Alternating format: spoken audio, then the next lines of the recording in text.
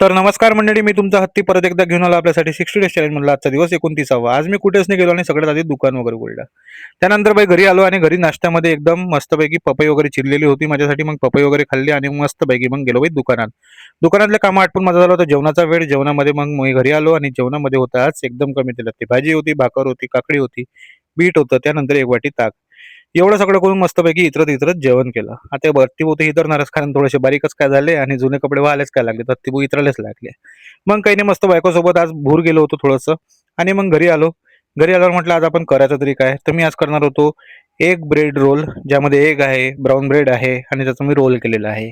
तर मी काही नाही, अशी सुरुवात केली, युट्यूबवर बघितलं आणि मी करतो आहे. आता कसं आहे, आपण हळूहळू 29व्या दिवसावर पोहोचलेलो आहे आणि उद्याचा 30वा दिवस आहे. उद्या तर मी नक्की मला जे आवडते ते डिश मी उद्या बनवणार आहे.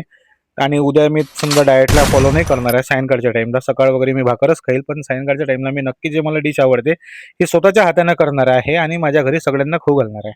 कारण कसं आहे, आपण पूर्ण शिकलेलो आहे आता. आपण थोडंसं ट्रेन झाला. तर फिनिशिंग नाही आपल्या हाताला, पण चव भरपूर खास आहे.